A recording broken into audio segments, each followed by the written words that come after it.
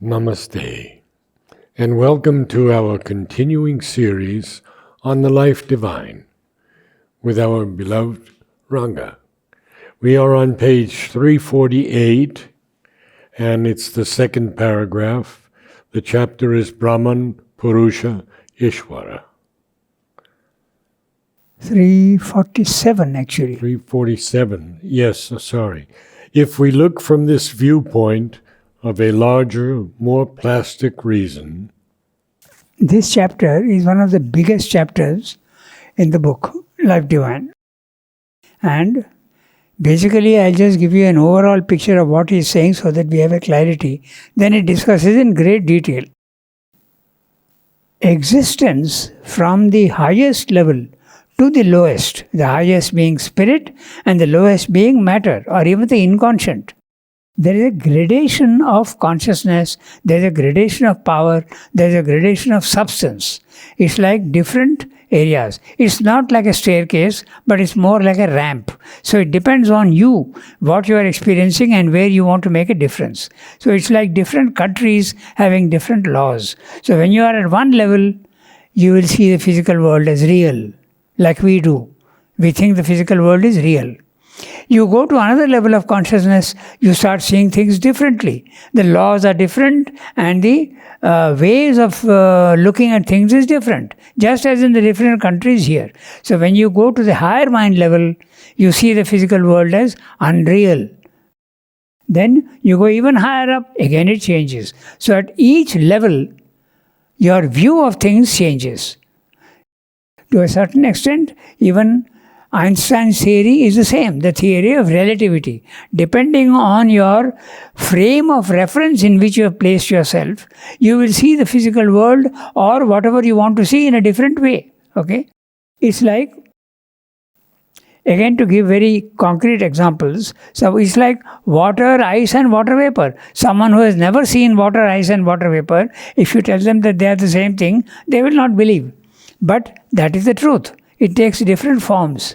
Similarly, when you are a 7-pound baby, you have just been born, you take a photograph. When you are an adolescent, you take another photograph. When you are an adult, you take another photograph. When you are an old man bent over your staff, you take another photograph. They are all the same. And yet they are different. So, the same thing can be different in different levels. So, there is nothing surprising if you see the opposite of what you are seeing at one level. So, Brahman, Purusha, Ishvara, Maya, Prakriti, Shakti. Brahman is a consciousness which you see when you make your mind silent, or even without making it silent, you have the good luck or the good fortune or the good grace of the divine to go to the higher mind level, and there you see the physical world as unreal. You need not see the physical world as unreal. You can see it also as absolutely real. You have a cosmic consciousness. That depends on your nature. You may experience it as real, you may experience it as unreal. Most of the time, when the mind is quietened, you see it as unreal.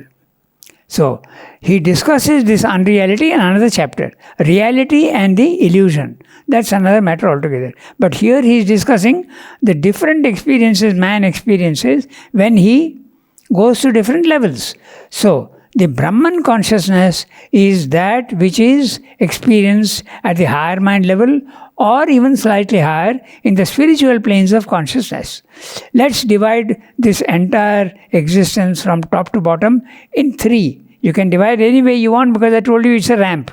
So, in the physical world, level 1, for clear understanding. Spiritual worlds, level 2. But above the spiritual planes of consciousness, there is a supermind which is beyond even the spiritual planes of consciousness. So, level 3, if you want. So, at level 1, you are seeing the physical world as real. Level 2, you are likely to see the physical world as unreal, but you yourself are in a consciousness which you are called the Brahman consciousness. And what is this Brahman consciousness? It's a consciousness which is absolutely real. But it is without any movement and without any features. So it is immutable and featureless. There is no time, no space there. You are absolutely static condition. You see the physical world in movement, but you are not part of it. You are outside it. And you also see there are no features. You can't explain it in any way beyond words. So this is the Brahman consciousness. It is essentially impersonal. There is no person there. So those who experience this aspect of the divine, they say there is no God. God is a personal aspect. There is no God. There are many, many philosophies which say that. There is only a state of consciousness which can be that of pure consciousness, a freedom, a vastness, a sense of release. You can even, if you are lucky, you can sense power. You can sense also ananda. You can also have bliss. But these are all the possibilities at this level. You go to the next level, then you see the Purusha aspect. The Purusha aspect is this impersonal consciousness taking on a personal form. You can start seeing that you are a person and this person takes different levels, different forms. You can have the mental Purusha, you can have the vital Purusha, you can even have a physical Purusha. And you can have even higher than that. So this is level 2, Purusha consciousness. You go even higher up, you go to the Ishvara consciousness. The Ishvara consciousness is very clearly defined in Sri Aurobindo's philosophy and the Gita, the Bhagavad Gita. It's a consciousness which is infinite, eternal, featureless, immutable, but it combines all the opposites. It's personal as well as impersonal. It is the one as well as the many. It is the finite as well as the infinite. All the oppositions that you see in the physical world are harmonized completely at the third level of the Ishvara consciousness. In the Gita, they call it Purushottama, Purusha Uttama consciousness. We spoke of 3 levels. So level 1 in the Gita is the Kshara Purusha, the mutable Purusha. Your psychic being is mutable. Don't think it is not mutating. It is mutating. It is sleeping in the beginning and slowly through many lives it wakes up slowly. And the psychic being is the soul that is woken up. It becomes aware of its own existence. It becomes aware of the divine presence in the world. So this is the second level in the Gita, is the Akshara Purusha, the immutable. And then you go to the third level, the Uttama Purusha. Uttama means the highest Purusha. So Kshara Purusha, mutable Purusha or personality, not personality, person. The second one, the immutable person, and the third one is the person who is beyond mutability and immutability. So this is the chapter. I have summarized the whole thing for you. So now he is discussing in detail. Okay? So 40 pages we have summarized and told you what it is all about. Now we read what we have to read today. If we look from this viewpoint of a larger, more plastic reason, taking account of the logic of the infinite, at the difficulties which meet our intelligence when it tries to conceive the absolute and omnipresent reality, we shall see that the whole difficulty is verbal and conceptual and not real. Our intelligence looks at its concept of the absolute and sees that it must be indeterminable, and at the same time it sees a world of determinations which emanates from the absolute and exists in it. For it can emanate from nowhere else and can exist nowhere else. It is further baffled by the affirmation, also hardly disputable on the premises, that all these determinates are nothing else than this very indeterminable absolute. But the contradiction disappears when we understand that the indeterminability is not in its true sense negative, not an imposition of incapacity on the infinite, but positive, a freedom within itself from limitation by its own determinations, and necessarily a freedom from all external determination by anything not itself, since there is no real possibility of such a not self coming into existence. The infinite is illimitably free, free to determine itself infinitely, free from all restraining effect of its own creations. In fact, the infinite does not create, it manifests what is in itself, in its own essence of reality. It is itself that essence of all reality, and all realities are powers of that one reality. The Absolute neither creates nor is created. In the current sense of making or being made, we can speak of creation only in the sense of the being becoming in form and movement what it already is in substance and status. Yet we have to emphasize its indeterminability in that special and positive sense, not as a negation, but as an indispensable condition of its true infinite self-determination. Because without that, the reality would be a fixed, eternal determinate, or else an indeterminate, fixed and bound to a sum of possibilities of determination inherent within it. Its freedom from all limitation, from any binding by its own creation, cannot be itself turned into a limitation, an absolute incapacity, a denial of all freedom of self-determination. It is this that would be a contradiction. It would be an attempt to define and limit by negation the infinite and illimitable. Into the central fact of the two sides of the nature of the Absolute, the essential and the self-creative or dynamic, no real contradiction enters. It is only a pure infinite essence that can formulate itself in infinite ways. One statement is complementary to the other. There is no mutual cancellation, no incompatibility. It is only the dual statement of a single inescapable fact by human reason in human language. Huge paragraph, and he speaks of determinability and indeterminability, so we have to understand exactly what he's saying. And we'll try to do that. So we go back to the beginning of the para. So, by the way, just do this determinability and indeterminability. It's actually very simple. It's not very complicated. Determinate is something which is fixed. It has got something very, very, you can give features and limit it. My computer is a determinate form of matter. Matter itself is indeterminate. It can take any form it wants. But matter can become my computer, it can become my table, it can become, I can describe it, its weight, its size, what it is capable of. So that's a determinate. Okay? The indeterminable is something which is infinite and cannot be given a form. So remember these two things.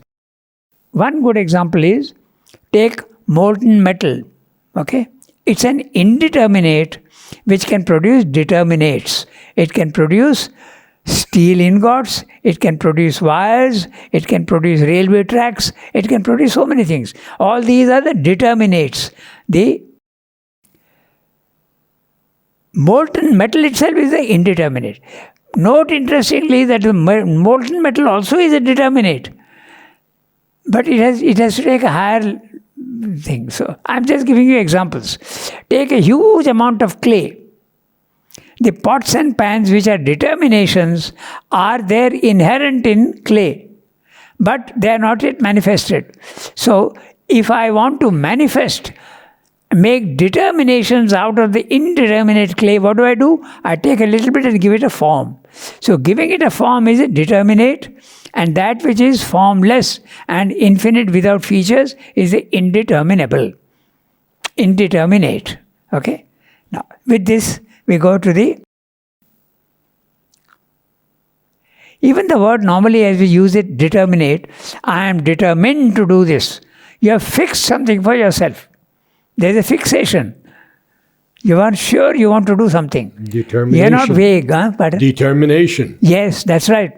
A determination is something you have decided to do, a fixed thing. So this is, he is carrying it on to the forms and other things. Psychologically also, it's the same thing. When you are determined to do something, you are excluding all other possibilities and wanting to do only one thing. Okay, so we go to the beginning of the para. If we look from this viewpoint of a larger, more plastic reason, taking account of the logic of the infinite at the difficulties which meet our intelligence when it tries to conceive the absolute and omnipresent reality, we shall see that the whole difficulty is verbal and conceptual and not real. So, again, we have to understand the limitations of language. Okay? Now, there is something, communication and expression can be below the language level, it can be at the language level, it can be above the language level. The animals don't have language, but they communicate with sounds, inarticulate sounds. So that's their language, but it's not our language. So there is, when a dog growls, you know what he wants. He is communicating. When a cat is satisfied, it purrs. So there are sounds which communicate, okay? But they are inarticulate. When you come to language, it is slightly more precise. But in fact, it becomes too precise. When you want to express something which is more flexible, more pliable, more possibility of taking different forms, language becomes inadequate. So you go to the higher level of understanding, you don't need language. I can read your thoughts and I can see what is happening if I am at that level. So you have gone beyond language. So this is the, language is a problem. That's what Srindra is saying. Spiritual experience is not limited to language. It sees the truth. That's what he's saying. So we'll see our intelligence, when it tries to conceive the absolute and omnipresent reality, we shall see that the whole difficulty is verbal and conceptual and not real. I'll spend 2 minutes on this to explain what he means by this. But what about the word? That is a conventional expression to express manifestation. When you speak of the word, you mean that it is getting manifested. The indeterminate is manifesting all the possibilities and determinates within itself. And why do they use the word word? Because it's very similar to you. Suppose you have a thought in your mind, but you are not speaking it out. It remains unmanifest. Now, if you want to express your thought and let others know what your thought is, you want to manifest your thought, you're going to use words. So that's why the word is used as a convention for manifestation. Right? Okay, so now why is he saying that word is verbal only? Suppose I am faced with something which I cannot describe at all. Something which is totally featureless, something which is absolutely stable, something which is absolutely without any impurity in it. Okay? I'll give you a practical example and from there we will see. Okay? Let's take a glass of water. I like to put it that way. Okay? Let's take a glass of water which is absolutely pure and not moving at all, transparent. Okay? Now we imagine in our imagination that this glass becomes bigger and bigger. The water also is becoming bigger and bigger in it. Let it go as far as it wants. Okay? It becomes infinite. You don't see the glass anymore. What are you seeing? Ask someone to come and ask him, what are you seeing? What will he say? Is he likely to say, I am seeing nothing? He is likely to say that. Yes. If he says that, you go to the Buddhistic philosophy. And if he says, no, I see that there is something, there is water, but it is featureless, you come to the Advaita philosophy. So that's what I mean by language. Something which you cannot express. Okay? Because there is no word for something which is empty and full at the same time. That's the whole problem. I'd like to ask about this phrase, taking account of the logic of the infinite. Yes, because our logic always goes by opposites. Yes. The opposites are never compatible in this world. If they were compatible, there would be total confusion. Black and white cannot be the same. Wet and dry cannot be the same. An intelligent fool does not exist. So that's why there are dualities here, and that's our logic. You have to use logic for clarity of thought and clarity of action. If the opposites are not there, if logic is not there, you will be confused. So logic is very necessary here, but it is limited. What about the logic which says that, no, I can enter into a consciousness in which black and white are really the same thing in different forms? When I can say that a wind which is very intense is a storm, but a gentle breeze which I like is the same. It's wind.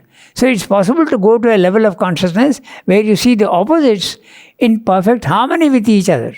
So that's the logic of the infinite. You have to be a little more flexible in your thinking.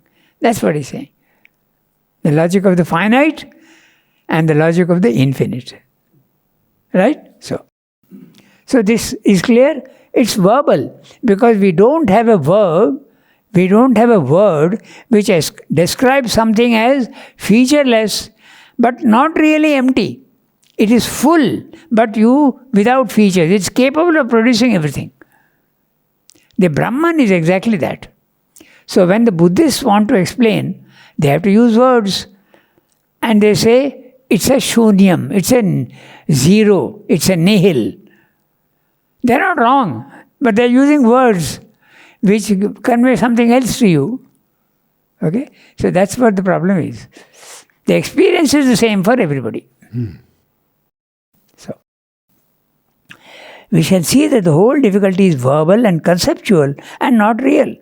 Our intelligence looks at its concept of the absolute and sees that it must be indeterminable, and at the same time it sees a world of determinations which emanates from the absolute and exists in it. So, let's say the word absolute is philosophic. So let's say there is a consciousness which is featureless. I don't use the word God. Sri Aurobindo also doesn't use the word God. He uses the word God plentifully in the synthesis, but not in Life Divine, which is supposed to be philosophy. Okay? So you have to eliminate God and think only in terms of facts and the principles. So our intelligence seeks at the concept of the absolute, and if you have the experience of the physical world and the nirvana, you have a concept of the absolute, which is itself featureless and indeterminate. But it has the power to create determinations. As I said, like clay, which is not taking any form, but it can produce all the forms. So when Sri Aurobindo speaks about the formless breaking into form. Yes, that's an indeterminate creating determinations. Exactly. Take the principle of wood, okay? It can be anything. But when out of that wood I can produce a table, I can produce a cupboard, I can produce a chair. These are the determinations. So that's what it means. So, our intelligence looks at its concept of the absolute and sees that it must be indeterminable. Why must it be indeterminable? That's another thing we can discuss. Because if it is capable of only producing some things, it must itself be limited. But if it is unlimited, it can produce infinite things. Or rather, we can use the logic in the negative way. Let's see, I am a furniture maker, okay? And I am using either white cedar, which is a wood, or I can use rosewood, which is a wood. But if I use rosewood, I can make a table, I can make a chair, I can make a cupboard. But its color is fixed. I can't make any furniture without the color of rosewood. I am limited. So something which has got limitations, its products also are limited, so it is itself limited. I can't make other things. There is a limitation. If I use white cedar, again the same logic. But suppose I start with a wood which has no color at all. It can produce all these things without, I can go to any color I want. So that's why it has to be indeterminate, necessarily. Okay? So our intelligence looks at the concept of the absolute and sees that it must be indeterminable. And at the same time, it sees a world of determinations which emanates from the absolute and exists in it. Now, all life divine and all Indian philosophy, most of it, is based on the Advaita philosophy. Vedanta is the Advaita philosophy. There is only one ultimate reality which is indeterminable. Everything else that is produced is inside the absolute only. There is nothing outside the absolute. Third or fourth chapter I think, Life Divine, reality omnipresent. So that's the Advaita philosophy. The reality is there everywhere. It is omnipresent, and that's the only thing that exists. We are seeing all these things, but they exist in the absolute. They can't exist outside the absolute because there is nothing else. Only the absolute exists. So even when it is creating forms, it is not creating something out of itself. It is creating things within itself. Or to put it in other words, when it is creating, okay, let's say a factory is creating cars. It is creating out of the factory. It's coming out and being used elsewhere. But if I am creating something which seems to go out, there is no out actually. Therefore, it is better to use the word manifesting what is already in it. That's what he says. The world is nothing but a manifestation of the divine. It's not something produced outside. Okay. So, that's what he's saying. It is producing within itself. Like we are producing thoughts within our own mind. The thoughts are not different from me. Exactly in the same way, whatever the divine is conceiving and producing, it's within himself. Although there seems to be something going outwards. You have to use the logic of the infinite. Okay? For it can emanate from nowhere else and can exist nowhere else. It is further baffled by the affirmation. Now we are coming to another idea. Further baffled by the affirmation, also hardly disputable on the premises that all these determinates are nothing else than this very indeterminable absolute. So, this absolute itself is producing all these things. Just as we gave the example of water vapor taking the form of water and taking the form of ice. So exactly that's what he's saying. All the determinates that you see are only forms of the indeterminable and indeterminate. In other words, everything is God. That's the Advaita philosophy. You are God, this form is God, this table is God, this house is God, everything is God. But we don't use the word God, we have to use the word Satchidananda. That's the Advaita philosophy. So, but the contradiction disappears when we understand that the indeterminability is not in its true sense negative, not an imposition of incapacity on the infinite, but positive, a freedom within itself from limitation by its own determinations, and necessarily a freedom from all external determination by anything not itself, since there is no real possibility of such a not self coming into existence. So, I am reading the sentence, phrase by phrase, we will look at it. But the contradiction disappears. What is the contradiction? In spiritual experience, now I am seeing the physical world as real. I go to the higher mind, the physical world becomes unreal. It's a contradiction. The contradictions exist in the physical world also. Light and darkness. We feel that they are opposites. But they are not opposites in the Advaita philosophy. That's what Swamdeva is saying. So he is explaining why it is necessary to experience the indeterminable. When I see the physical world, I see all the physical forms. Okay? The Absolute has produced them. But is the Absolute bound to produce only these physical forms? Swamdeva is saying, and the Advaita philosophy says, that no. It is producing these forms, but it can be free of making forms. If it wants, it can desist from making forms. That is the nirvana experience. There is a consciousness which is absolutely static and producing nothing at all. Why do you want to limit the Satchidananda to only making forms? That's the question that comes up. It can be free of making forms. So when you experience the nirvana experience, the Brahman consciousness, it is producing nothing, it is just static. It is to show to you that I am not bound by what I am producing. I can be free. If I want, I need not produce anything. That's the Brahman consciousness. Or produce something negative. Yes, so it's not something negative, but it's a freedom from its being bound to produce something. Yes. That's what he's explaining. It's a freedom. I am free from what I am producing. It's like a parent who produces a child, but is attached to the child. Okay? The divine can be unattached to what it is producing. Why then the Buddhists who reach this nirvana or moksha can't see this?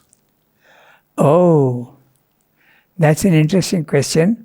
But that's exactly what the thing is. It depends upon my capacity. I can run 100 meters in 15 seconds. And I can run, if I try hard, 14 seconds. But I can't run in 13 seconds. So I am capable of going up to the higher mind level, but I may not be capable of going to the element mind level. Or even if I am capable of, it is so satisfying that I want nothing else. When I am in my body, I am suffering. I have got difficulties. I can't think clearly. But at the same time, when I go up there, I am completely free of pain. I am free of suffering. I am free of any limitation. It is so satisfying, you think of nothing else.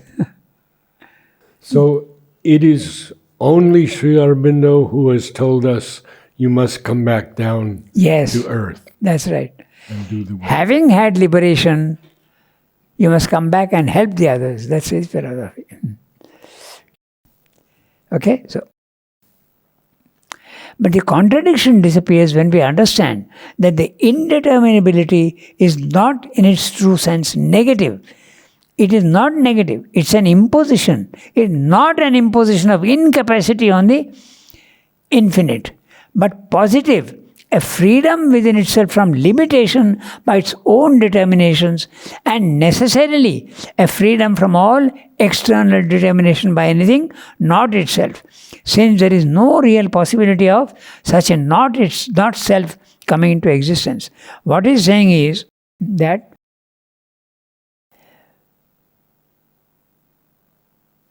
The infinite is capable of production, it is capable of non-production. When we think of God or when we think of the Absolute, we think of it as being omniscient, omnipotent, omnipresent. That's our conception of God.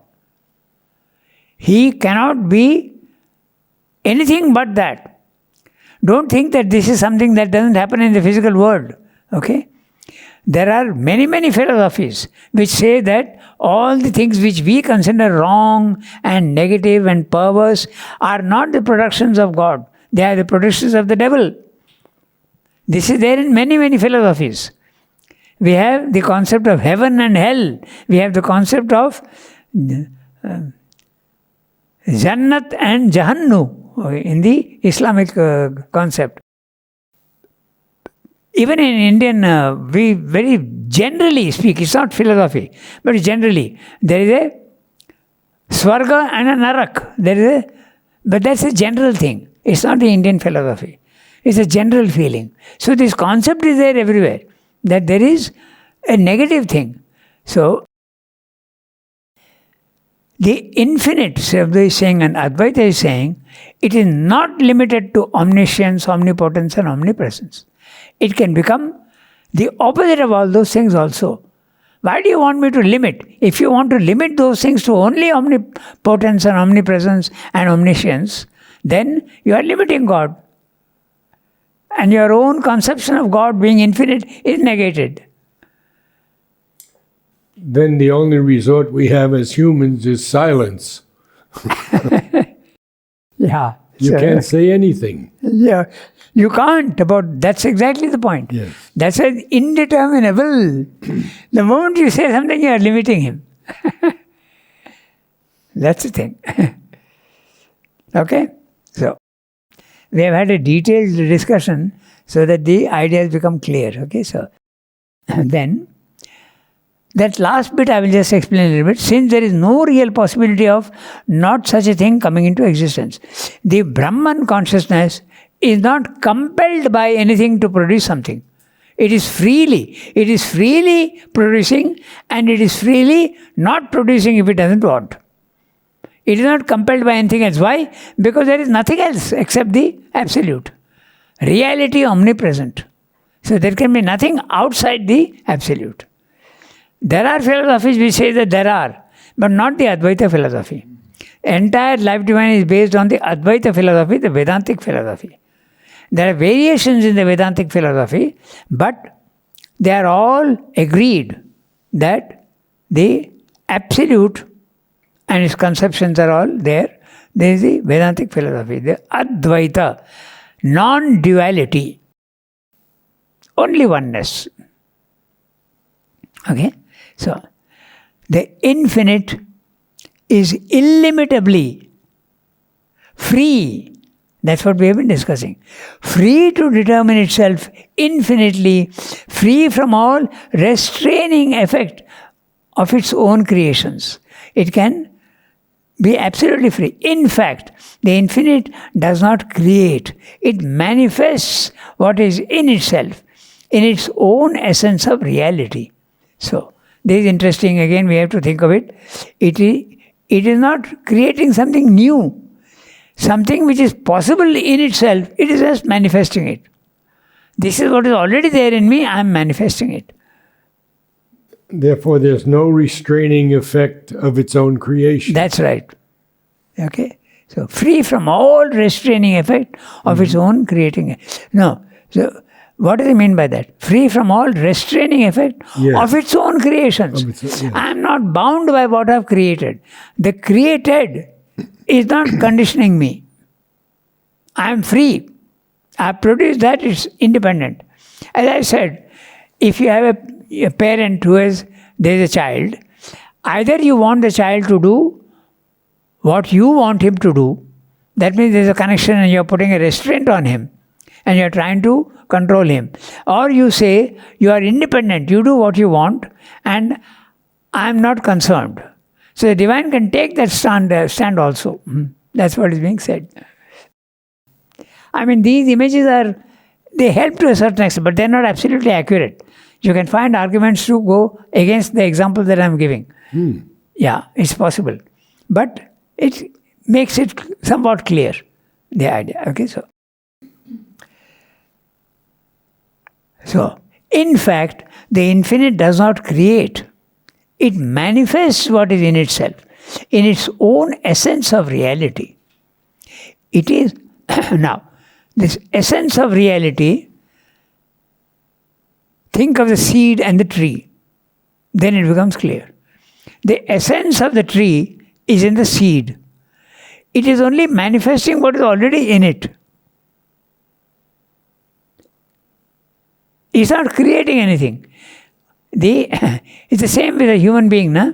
The chromosomes, okay, and the RNA and the DNA summarize the whole human personality. Even the hair, the color of your hair, the color of your skin, the shape of your eyes, the shape of your nose, everything is determined in the chromosomes. It is only manifesting, it's just bringing them out. So that's the essence of reality. It is itself that essence of all reality, and all realities are powers of that one reality. All that is manifested here are powers of the divine. That's what he's saying. They are powers. So, the absolute neither creates nor is created.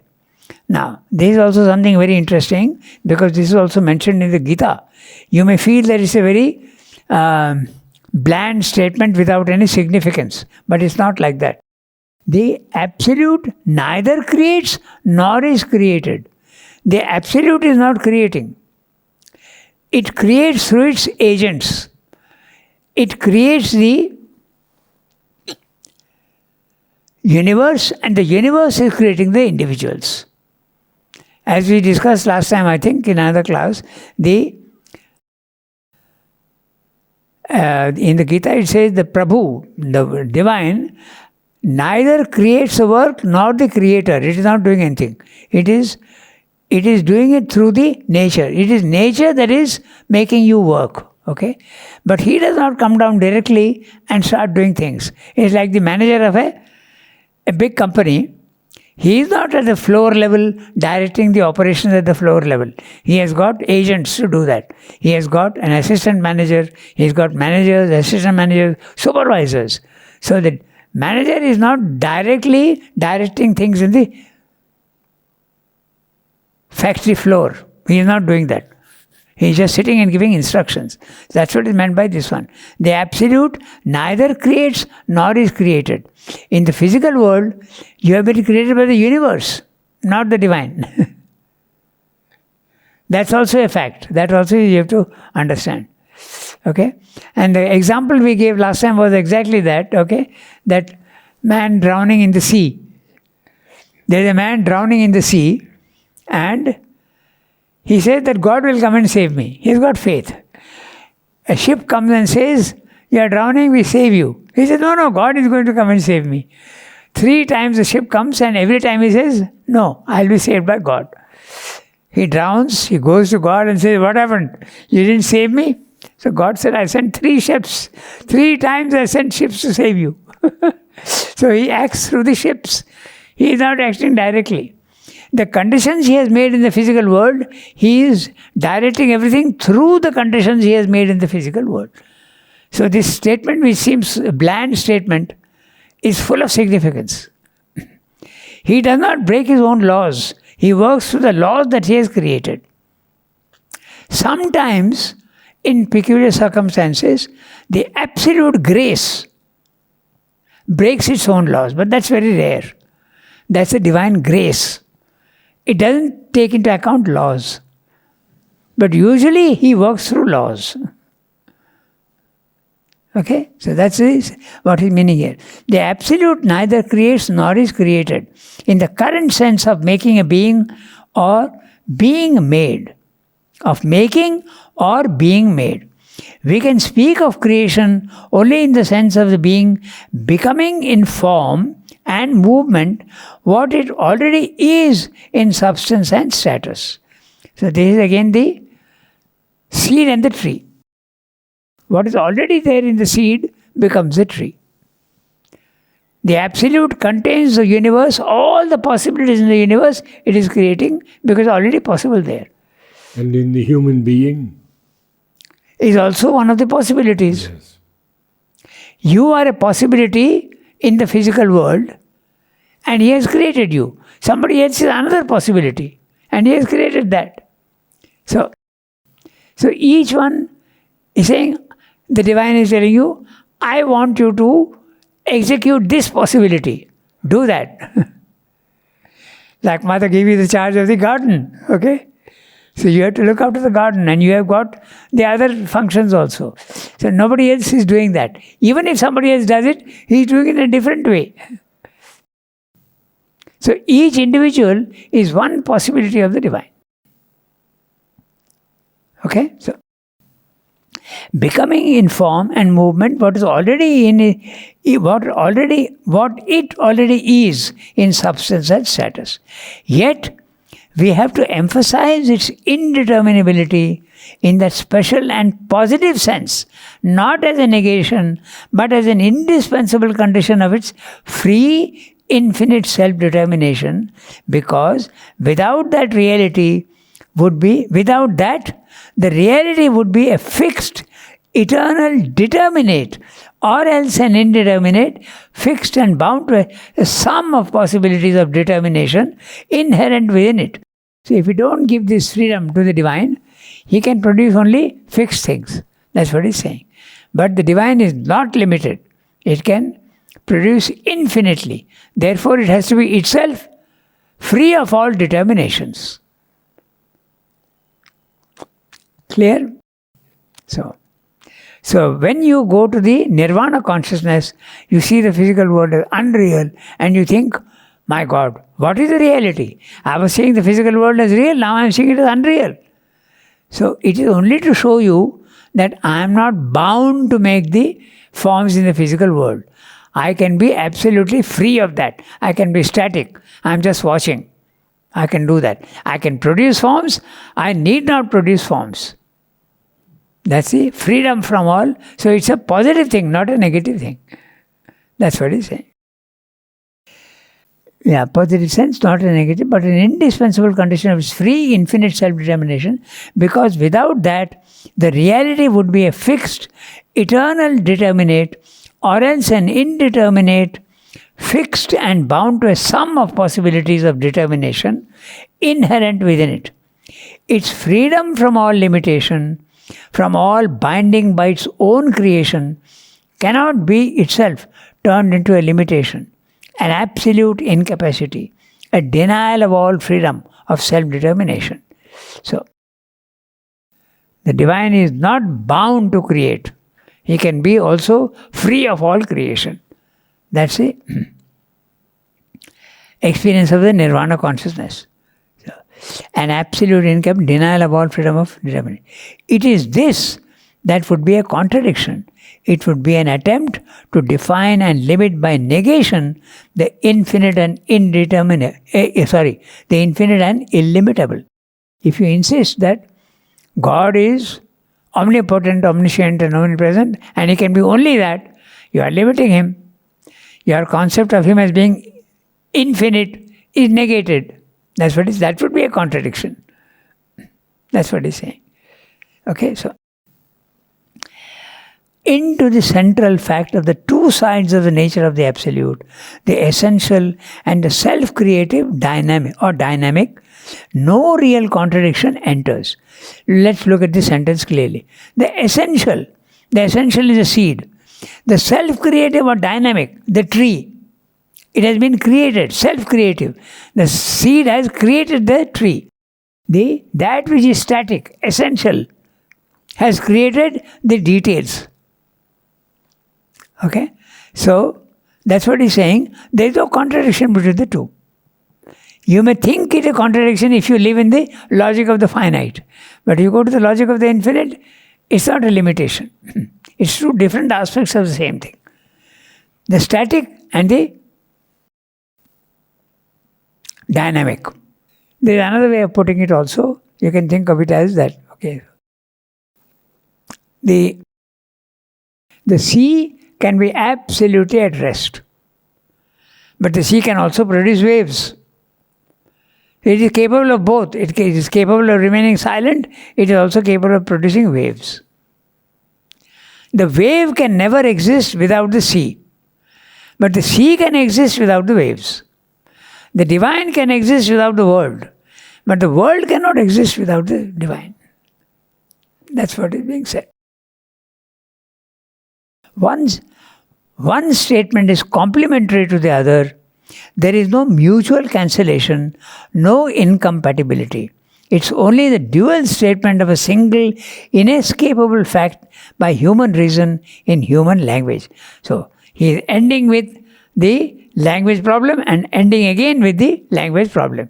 The problem is language and expression and not the reality. That's what he's saying. One statement is complementary to the other. It's not a mutual cancellation, no incompatibility.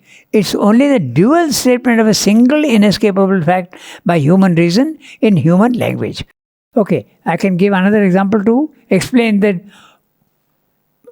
what seem to be opposites are not really opposites. You go to the ashram theatre. The lights are on full blazing, okay, before the program starts. The bell rings and the program is about to start. The lights start dimming. They start dimming. Finally, they are put off. Now, is dark, you are in darkness now, but you are in the light. Are they opposites? Or is the darkness only a form of light? That is what Simba is saying. There is no cancellation. There is no opposition between the two. Darkness is only the opposite of light. It's even true in science. There is no coldness. There is only heat. When heat starts reducing itself and disappears, it becomes cold. Cold doesn't exist by itself. It's the absence of heat. So that's exactly the Advaita philosophy. Thank you, Ranga. Brilliant evening. Okay, we stop here today. I think so. Namaste all. Remember that on Friday we have essays on the Gita, and on Saturday the synthesis of yoga. And all will be on our channel, Mother and Sri Aurobindo. Namaste.